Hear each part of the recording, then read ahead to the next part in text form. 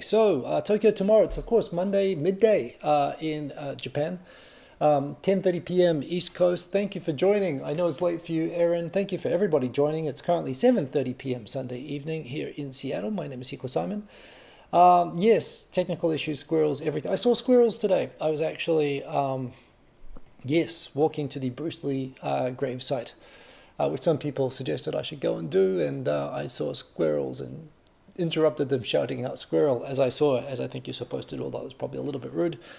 But yeah, it's fun. Apple cider. You don't see apple cider, hot apple cider in Japan. I went for 4 o'clock. I was feeling like I needed a coffee, so I went to a cafe. Everything closes at like 4 o'clock.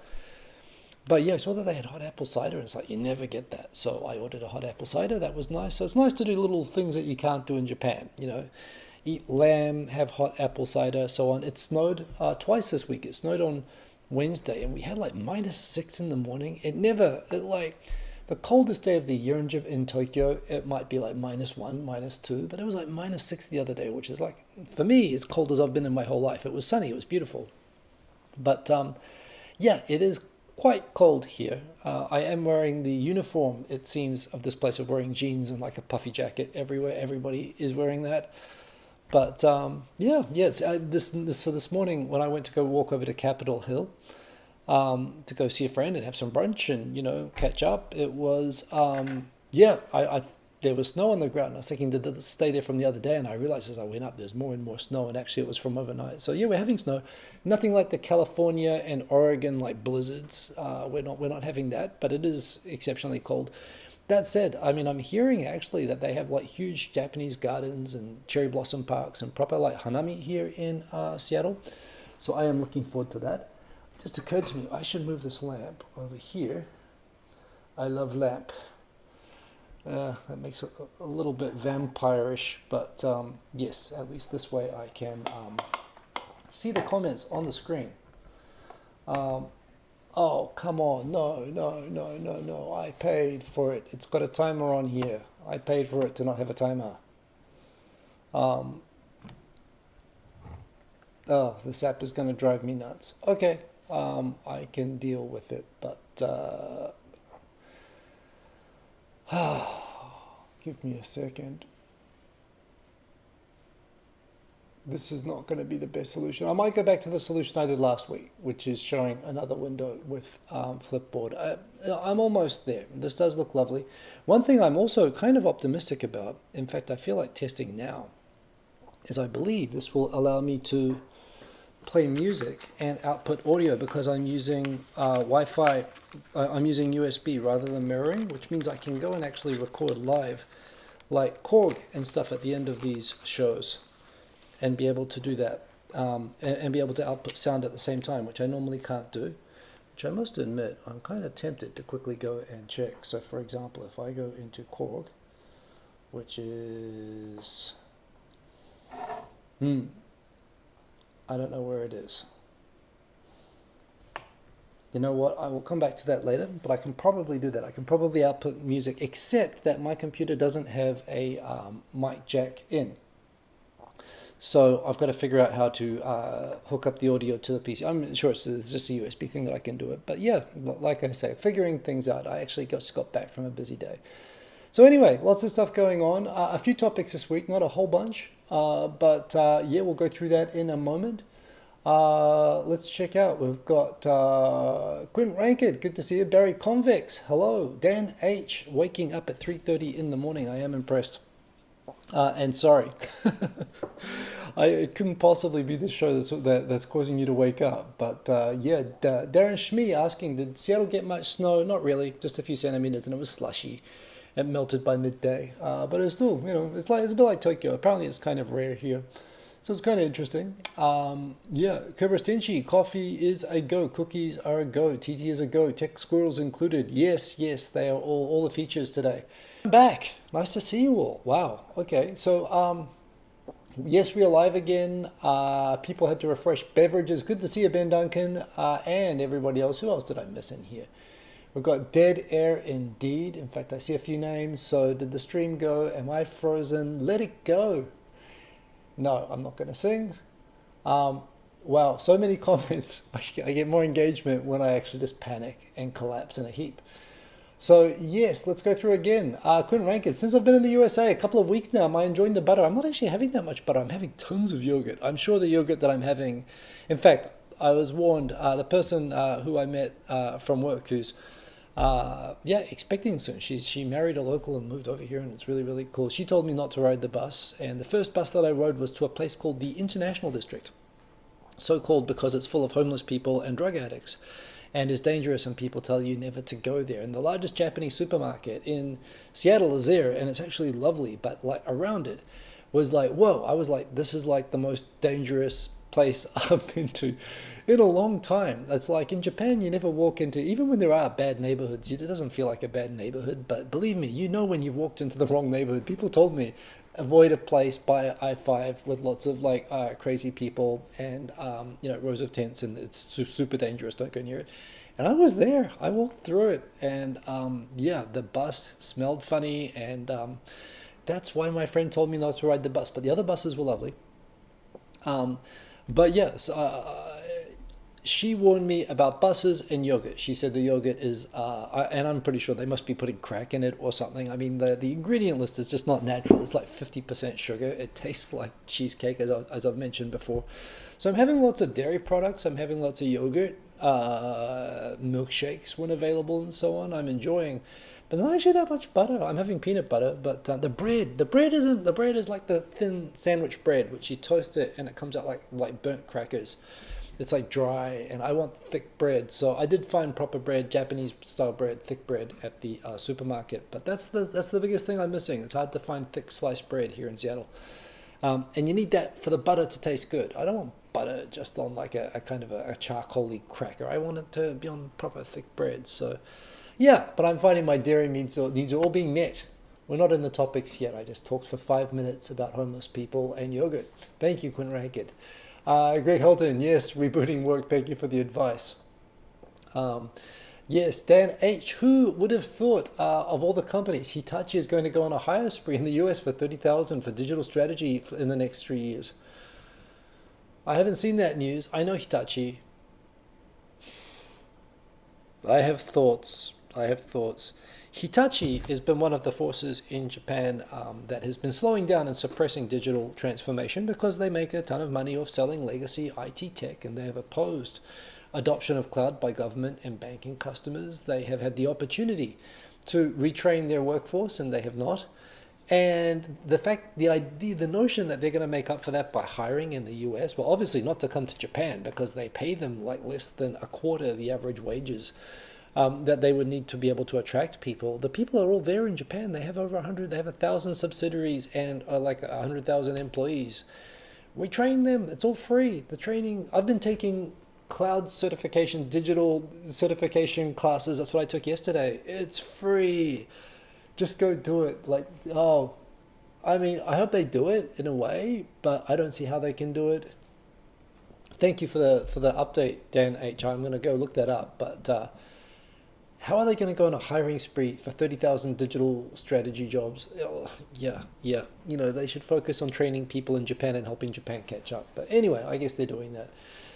Moving on. Kubris Tenshi, hello, Aaron saying, wow, waving to everybody indeed. We've got MTM Holdnear. Good to see you. And we're live. Gulp indeed. Yeah, finally made it. Thank you. Like button clicked. Thank you, Greg Holton. Thank you for liking all my technical issues.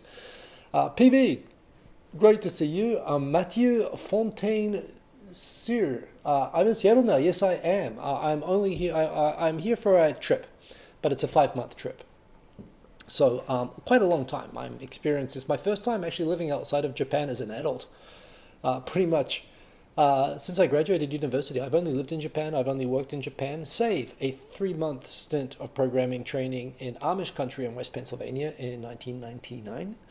Other than that, 24 years, I've only worked in Japan. And even when I was in West Pennsylvania, that was working for a Japanese company being sent there for training. So yeah, this is like exciting for me. This feels like going, that's not really like going to Mars, but it is. I am experiencing Seattle really not quite as a Japanese person, but not quite as a New Zealander either, but and certainly not as an American. It is a cultural experience for me, although at the same time I am very much enjoying it. The things I was most, because I was worrying about them the most, things like the food I was worried about, I'm enjoying the food. But I think it's because I've been here enough now and I'm conscious enough about it that I'm being careful. Um, but yeah. Anyway, so I am enjoying it, but it is a short trip. PB, snow, squirrels, yes indeed. Boom, boom, boom, boom, boom. I see more people there. My Kiwi accent sounds so much stronger, says Dan H. Does it? That's interesting because I don't know. I don't think I've been speaking with more of a Kiwi accent since I've been here. Perhaps I'm being less careful to be understood, but there again, I mean, I've met Americans in New Zealand and Australia. They had no idea what I was saying when I was speaking with a full-on Kiwi accent. So I don't think I'm that Kiwi. Maybe it's changed. Maybe it has. I mean, yeah, okay, that's interesting. Um, PB, is that what PB stands for, PB? I missed that particular one, but congratulations. Yes, Auntie Liana from Yokohama, great to see you. We have, who else we got in here? Catching up, Dead Air, the Linksy Project. Nice to see you, the Linksy Project. The machines have become sentient. Come back. Yes, I'm back there in Shmi. Sorry about all the fuss. Elevator music. Yes, Cobra Stench, you have a video to your channel, actual test screen and tone. Yeah, I wish they should allow you to do that. That's having technical issues. And the old BBC thing was always a field of flowers in music. Oh no, cookies are empty. Anyway, I'm glad that we seem to be back here. Yogurt ice cream equals ice cream in the US. Yeah, it's like I eat yogurt in Japan like as a health thing, like as a protein thing. After I exercise, I have yogurt. But I started reading the ingredients on the Americas. I've never had yogurt that tastes this good. So I'm reading the ingredients. I'm realizing this is not an exercise friendly food, but it's hell, it's working. I'm going to keep eating it. It is good. Um, I'm worried I've skipped people like Rob Court. Rob Court, good to see you, Rob Court. I caught you. So, yes. Coming back down, Quentin Rankin, somewhere here commented the bagels being thick bread in the US, but you must get the proper kind with the hard crust. Yeah, I haven't had bagels yet, actually, and I haven't seen that many. I have tried at the Korean supermarket, they had like an Asian bakery, even though they don't have the thick bread. And I tried like they had like garlic bread. I don't like really cakey, like even Japanese bread shops often they have bread that's like too sweet. I tried the Korean, they had like really sweet, it's like garlic bread cake. It was awful. So I'm not really digging the. Well, Jumio was pretty cool. It was kind of funny. It had all recognizable Japanese food and a lot of other Asian food, and it's enormous. But the brands were all slightly different. Like it was the export versions, like different labels that I've never seen before. It was kind of. It was all kind of counterfeit Japanese food was how it looked to me. But I know it wasn't. I could see the makers Morinaga and stuff like that. So I think it's legit. They were just using different packages. And yeah, it was kind of cool. I haven't been able to find the gel packs, the exercise gel packs, the weeder things. Particularly, I like to have amino before I exercise. I don't think Americans even know what that is. I haven't been able to find it anywhere. But other than that, I'm getting through. Dan H., you heard good things about Chobani Greek yogurt. I had Chobani Greek yogurt. It was started by a fellow Kurd. I didn't realize that you were of Kurdish background yourself, Dan H. A fellow. Oh, okay, that's pretty cool.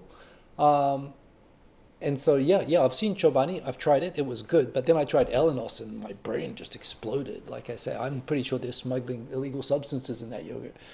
The Chobani was good though. In fact, I actually just today I saw that the Chobani has a flavor called key lime pie, which is what all of the Elenos taste like. But I did order that. So okay, well there we go. So yeah, I tried Chobani. It is good stuff. The accent is a little more relaxed. Okay, maybe it's just I've gotten used to speaking English. I still speak carefully here. I do try to speak clearly, which I guess is good for this show. Also, I've just had a long day, and I guess I haven't been speaking Japanese at all. So perhaps that's it. Maybe it's just I'm speaking English all the time lately, and that's why. Interesting. Whoa, DJ Sunny Side Up. Yes, great to see you indeed in your home country. We've swapped countries. Country swap. So, yeah, I am actually optimistic. I'm really curious. At the end of this, the problem is I have an audio out. I think I can now live do pictures and audio. But again, I'll leave that to the very end because I'm definitely going to break something again. And I have to figure out, I think, my headphone jack I can't use as a mic jack. I think I can do that, but I have to think that one through. So maybe for next week we'll have live music. Anyway, all of that said, it is halfway through. Let's start the topics. There are not a lot. Yeah, there's a kind of a thought piece in Nikkei that I thought was just an interesting topic, saying that Japanese companies need to meet foreign workers halfway. Just talking about how Japanese companies want to attract foreign, indeed, like Hitachi, they want to attract foreigners. They want foreign workers to come and work for them, but yet they have no idea. I mean, I agree with I've been saying the same thing for 25 years, that, if you want foreigners, you have to try to make your place accommodating for foreigners, if not entirely, at least partially. The problem is it's not so much it's a combination of unwillingness to compromise that is in there. But I think the other part of it is it's the problem with genuine ignorance, is that you don't know what you don't know. You know how to train workers who are culturally Japanese, who have been through the Japanese education system, and who are familiar with how you train people in Japan. And if you don't know how to look after foreign employees, then how do you meet them halfway when you don't know where halfway is? You don't even know one step. This is the quintessential problem with working in Japanese companies. It's been interesting. I've met a couple of people in Seattle who have worked in Japan, and talked with them about it. And most of them have said that, they followed me because I talked about working in Japan, and they found that I was at least showing that, I've been through all the hardships everyone sort of goes through, with really sort of tough bosses and inflexibility and unreasonableness, and not trusting people for their abilities and so on. And it was nice to hear people finding, I think people feel better when they hear other people are having struggles, and I've definitely had struggles. So I think hearing what I've been through, and I think in many ways I'm as successful as stop doing stuff, computer. I've been as successful as I think you can reasonably be in Japan in many ways. I mean, I've survived, just surviving alone for 20 years, and going up through companies and moving between companies and being in a cool international company. But at the same time, I think I've had a terrible rough ride, and I share that. And so it's not like if you're struggling in Japan, it's not like you're the only person. I've told the stories about how not just myself, and I went through a journey of understanding to basically switch from trying desperately to please my Japanese boss on their terms to kind of not caring, and honestly kind of accepting that I just for my own survival, that I just have to accept that I'm just never going to be able to achieve some things. And I remember when I had a Moroccan co-worker at a risk management company, how he was straight out of university and better than me at Japanese, and a better person than me, and much harder working. And he literally worked himself into a stress-induced ulcer, hole in the stomach ulcer, that he was hospitalized for months, couldn't eat solid food, and resigned. And I saw him going down that road of being incredibly stressed out and being browbeaten by an overbearing boss when he made mistakes.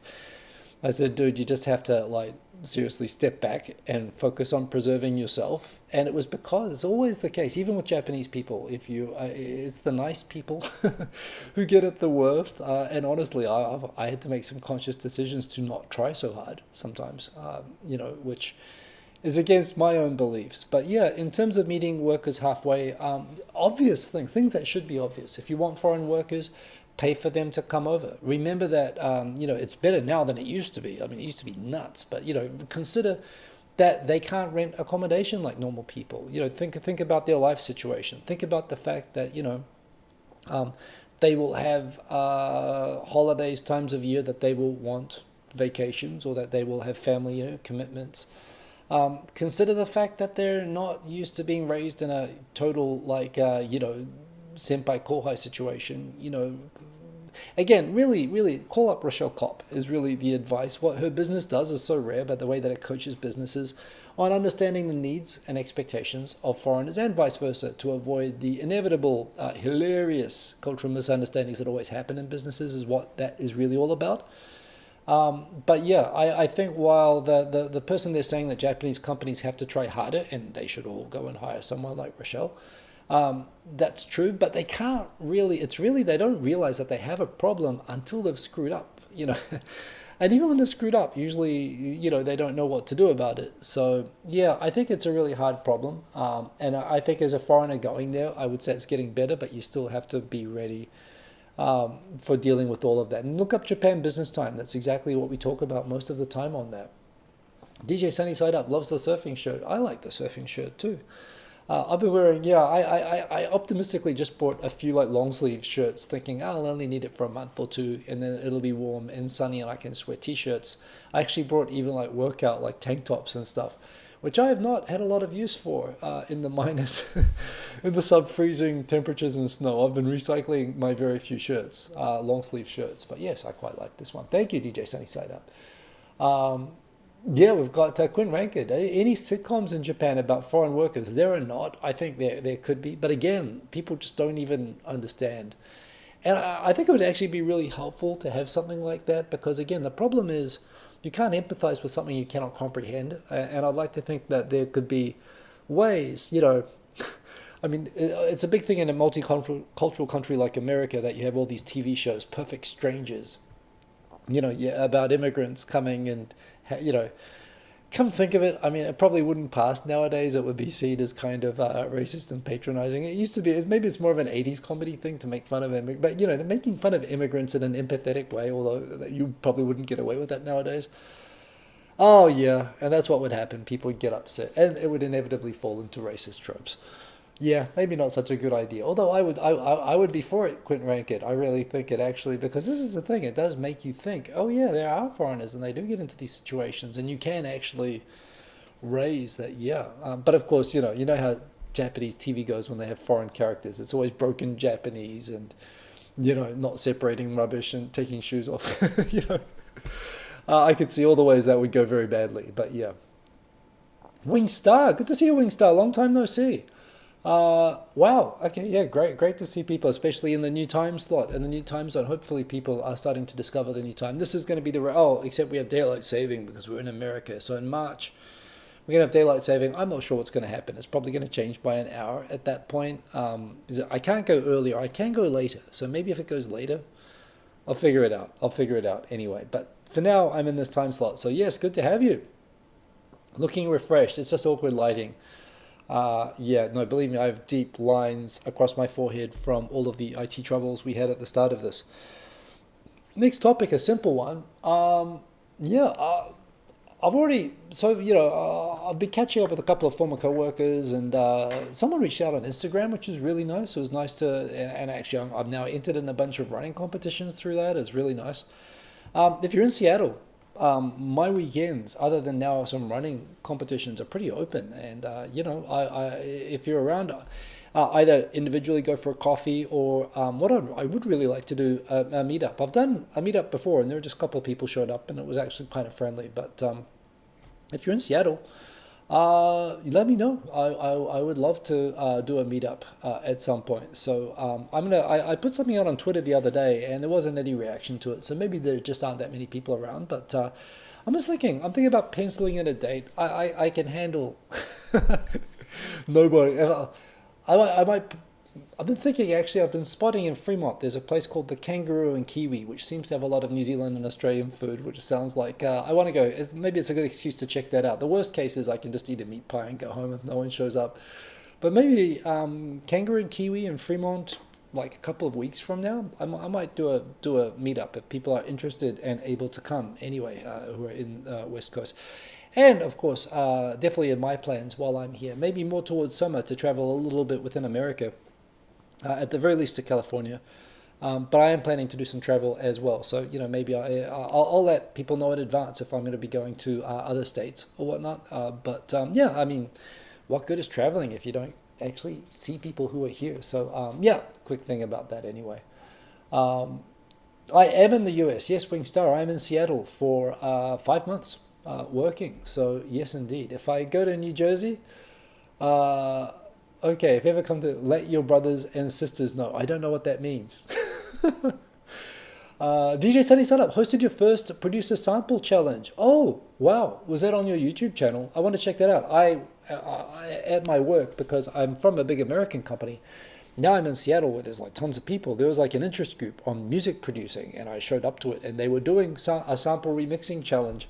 I only found out about the whole meeting and the group like an hour before the meeting, so I couldn't go unprepared for it. But it was nice. That kind of motivated me a little bit to get out the iPad. I really do need to refresh. By the way, I also was super impressed, DJ Sunny Side Up. You're using a microphone voice input DAW. I started looking that up after. That's like really cool. I've wanted something like that for years, where you can like input beats and instruments from like just from with your mouth, like vocalizing. That's really, really cool. Anyway, um, come to Minneapolis. It's horrible. That's what everyone from Minneapolis says. Yeah, I'll go there when there's less than 30 feet snow.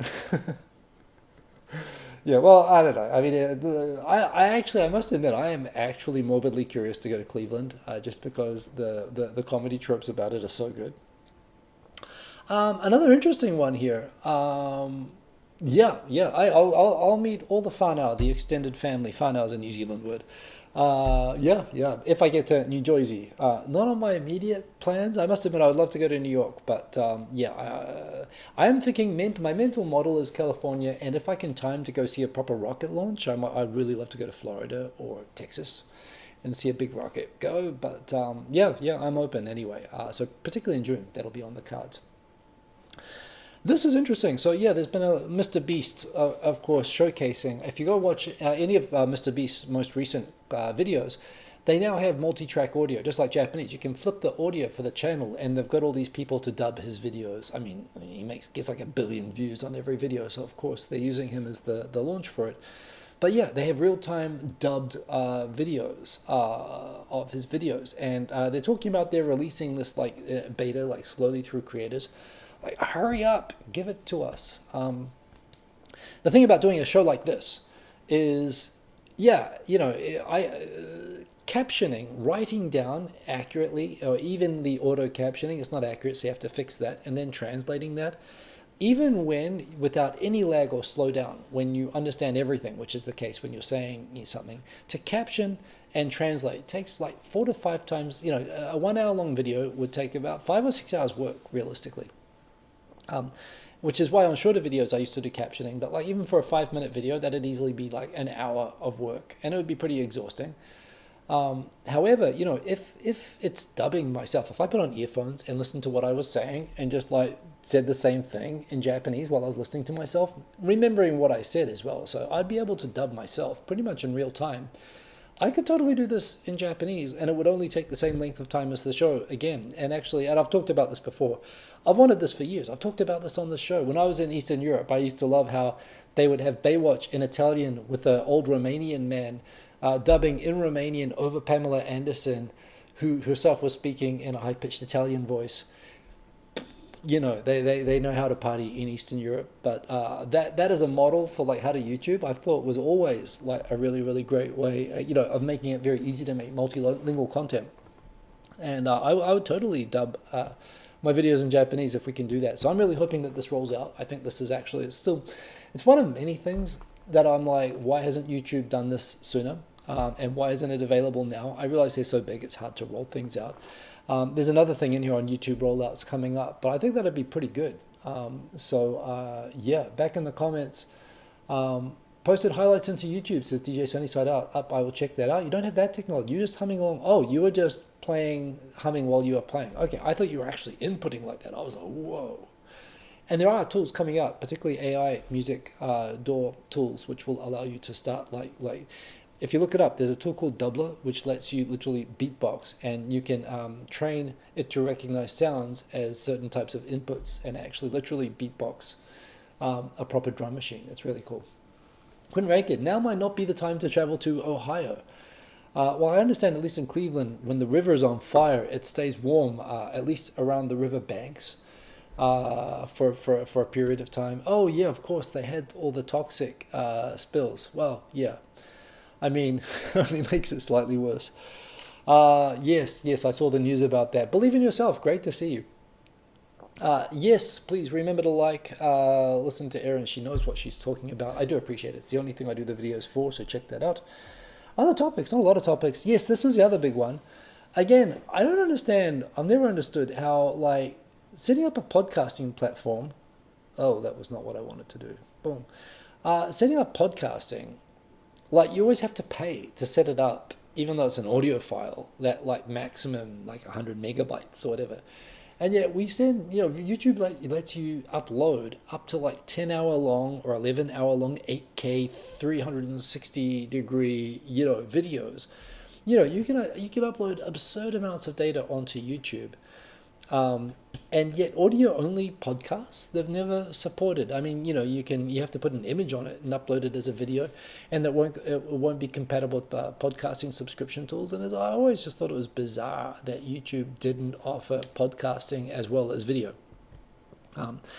And yeah, it looks like again, YouTube, Google seems to be innovating for the first time in a long time around YouTube, but I am thankful for this. Again, if that allows me to do this show as an audio-only version, which you can just plug into Apple Podcasts without me having to convert the whole file, and upload it onto a podcasting service, which is as it should be. You should be able to watch this show through or listen to it through YouTube Music. That'd be awesome. I've tried to do that. It just ends up being just, I've just got a very full week and it's hard to carve out those extra hours to do that work. Same with subtitling. But yeah, if they do these things to make it easier, it just unleashes a lot of useful content. So I'm all up for that, YouTube. I'm really hoping that we'll see some progress on that soon. Oh, and this is the same story, that YouTube is looking to compete with Spotify. So yes. Winkstar, you need me on all the platforms. Yeah. Well, yeah. So, I want to make it as easy as possible to be where it's convenient. And yes, I think that supporting podcasting would be a good way to do that. So yeah, not actually that many more stories. It's funny, Sora News, I get paranoid. I know that the staff at Sora News, some of them are on Twitter and we follow the same threads. And it's probably because I'm looking at the same sources that I use for tweeting and sharing on the show that they do, that I just find sometimes I feel like they're like following me and getting ideas from this, which I would love if that was the case. But I also think that's me thinking the world revolves around me. However, in fact, why isn't that link opening? There isn't anyone else good. Here we go. Yeah, like I was showing last week. Just the basic thing, even though the LDP has like double the support of all the other political parties together, which makes them think, wow, the LDP is overwhelmingly popular. Yet when they ask, do you support the cabinet? Majority of people, no, I don't. And when they ask why you don't support, or why don't you support the opposition? They say, well, or why do you support the LDP then? And they say, well, there's no one else better. The opposition just sucks. There is no good opposition in Japan. So yeah, they summarized it well. Who wrote this one? Master Blaster. No idea who Master Blaster is, but it's kind of funny when I see them. It's a small community, and I guess we follow the same feeds. And yeah, they took a different thread on it, but nice to see that anyway. Again, another thing I always talk about, Japan Times did an article talking about how local governments are looking at how Tokyo, for example, is throwing money at having families stay in Tokyo and making healthcare free for kids. And of course, these local governments that are losing population and don't have all the funds of Tokyo freaking out. Well, it's not fair because, Tokyo has all the money because they have lots of people. They're in a vicious cycle trying to make themselves, trying to make themselves attractive to try to stop people from moving to places like Tokyo. But yeah, some of them more remote, like Fukui Prefecture, they were Gifu Prefecture in here. They point out that people who are in university age are all sort of leaving those prefectures, and they recognize that it's not just a matter of throwing money at people; it's making those prefectures easier to live in. And I've been talking about this forever, and I know that I do think that's what. Take it as a challenge. Don't try to restrict people from traveling to Tokyo. Take it as a challenge to make the rest of the country more livable. And it's nice to see that they're starting to get some clues where it's not just a matter of throwing money. They're thinking actually about services and accessibility. I really think one of the biggest things that they can do is sorting out the IKEA problem, being able to, frankly, nationalize abandoned properties or extremely tax those properties to incentivize them to be knocked down, or to collect revenue off them to create parks and public facilities and so on, just to make the whole thing nicer. quick look at the comments. Don't see my name. By the way, if you've got a comment for me, as always, of course, say my name, Hiko Simon, and I will call it out, but I don't see any there at the moment.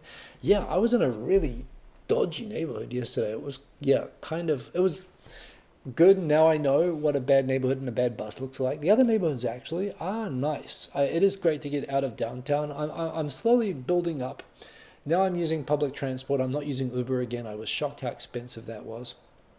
I used the e-bike was super fun. So I used Veo. That was kind of cool. I did that today. I've used the buses. I'm going to use the ferry. I want to go over to Bainbridge Island. I want to go see like the indigenous museums, the Native American museums. I've got a few other things sort of marked out. I want to run across Lake Washington over to Bellevue. They've got like this 5 kilometer long like causeway which you can cycle across, but apparently they won't arrest you if you run across it. I know it's just a straight line. It's probably not that interesting, but I saw it on a map and I felt like I've got to catch the bus to the other side and run back. I just have to do that. So I've got lots of little missions sorted out, but the big one is I'm waiting for my Washington driver's license. If you have a Japanese driver's license and you come to Washington, Washington State recognizes Japanese driver's licenses where all you need to do is have a translation from the consulate and they will just give you don't have to take a test. I don't know how that can possibly work because the road rules here are totally different, as well as, of course, driving on the opposite side of the road, but maybe it's because of Ichiro. They just really like Japanese people. So yeah, if you've got a Japanese driver's license, they will just give you a Washington State license. And yeah, I'm going to get that hopefully this week. And then I'm going to start renting and driving. And yeah, I'm going out further and further. I've seen Bellevue, I've seen Capitol Hill, which actually is quite nice. I mean, there's as you go out, the suburbs are quite nice. The downtown is not so nice. It's a little bit grungy, but yeah. But the international district where the Chinatown and where the Japanese supermarket is not a good area. Dan H. The only good Kishida has kind of done was getting large companies to increase their wages in Japan. Everyone's been begging large companies to increase their wages. It's actually come to a full-on breaking point now, where now inflation is so pronounced that it does directly equate to workers losing money. And I think that companies pushing back against wage increases for so long, they've just lost. It was just inevitable that it would happen. It would have happened, I think. I think wages would be going up, even if Taro Aso was prime minister. I don't think Kishida deserves the credit. I mean, he can claim the credit since it happened on his watch, but he has begged no less than Abe begged, who begged no less than all the previous prime ministers in the last 20 years. But I suppose you can mark that up as a win. His new capitalism ideas and so on, they're still not really making much progress. You couldn't really point to very much, I still think, that you can say as a Kishida achievement. But that's just me. I am a little bit harsh on him, but yeah. Believe in yourself. I'm just suffering from excessive context disease. Nothing to be concerned about.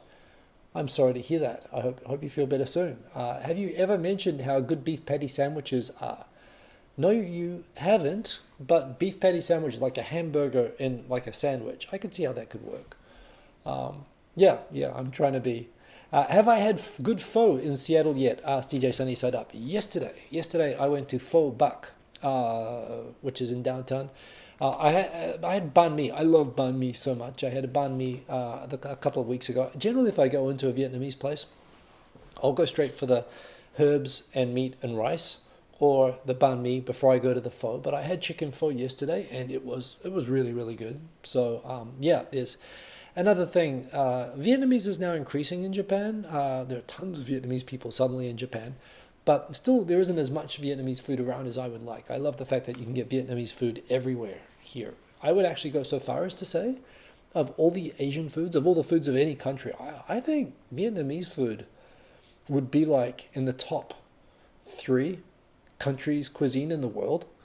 I think the fact that they've got already delicious and great Asian food mixed with the obvious sort of French influence, it's like, that it's just like the perfect conflagration of things to have great food. So yes, I'm definitely enjoying the Vietnamese food here. Aaron, can't imagine living without a car in the US. It's funny. I consider myself to be a car person, even though I have not owned a car since 1996. I used to drive to high school in a car. I still subscribe to car channels. I watch Doug DeMuro. When I get that license, I'm going to be renting Teslas, Rivians, Mustangs. I've already sorted out the convertible, the Porsche Taycan. I'm gonna drive. I'm gonna drive, and I'm not going to be driving around the city. I'm going to be driving to Oregon and Montana, and exploring. And I'm looking very. I love driving on vacations, but yeah, where I am, I have 5 minutes walk to work. I have no reason to have a car here right now. Aaron, have I found my big fix food craving in town yet? Have I found my big fix food craving? I mean, like I said, I'm discovering all the things that I like. The yogurt is the big thing. Also, the Korean supermarket just down the hill, just tonight, like for $8, and I just chop it in two, so it's like $4. I put half of it in the fridge. They have like the stir fried pork with gochujang and vegetables and rice, and it's delicious. And it's properly spicy as well. Yeah. So I love Korean food that's nearby. I love the Vietnamese. There's a Vietnamese banh mi place nearby. The brunches are excellent. You don't really get many good brunches in Japan. Like even just today, there's actually a photo there you can see. This is my brunch today. I didn't. The pancakes were my coworker, but the yeah, what do you call that? I don't even know what you call that. But the salmon and the hash browns and it was the eggs Benedict. I mean, I like all the things. I've learned to avoid the crappy stuff, but I found the food here to be really consistently really good. Um, Maybe not food craving. There's a good Middle East place, Mamoon, which has really great lamb shawarma. And again, just enjoying having lamb as a New Zealander. But yeah, Greg Helton, you did your first driving in Dubai at age 16. Wow, you lived in Dubai and you drove there at 16. That's pretty cool. In New Zealand, I drove, you could get a license at 15. I think they've raised it now. But actually, because my dad was in the army, I was able, I think I first drove like the car in the driveway when I was like 8. And when I was 12, dad in the military training area would sometimes let me drive the Land Rover. Just for a sense of how to like, and it was all stick shift, of course. So it was learning how to do stick shift, although it was sort of, had trouble seeing above the steering wheel. But yeah, I think I had experience driving cars like when I was 12 and geez, even before I was 10. But yeah, probably like driving to school when I was 15, which now I think about it, everywhere is like normalizing that you do everything at 18. So I guess that was young. But Dubai would be awesome. You could drive like super fast there, I imagine. So that's pretty cool. How often do I drive in Japan? Asked Quentin Rankin. Not very often. Only when I go on vacation. I never drive. I mean, again, when I was single, I would drive to the beach every weekend. I would rent a car every single weekend. Um, yeah, for surfing. I would do it all the time. But yeah, when I started playing rugby and when I settled down, I haven't driven. I like driving, but I don't get to drive very much. Believe in yourself. I thought I'd finally cleared out the FUD, the former in-laws FUD from the insurance industry, got a decent offer, only to be FUDded again when they wouldn't do monthly payments. Fear, uncertainty, doubt. I assume that's what you mean about FUD. I'm not sure.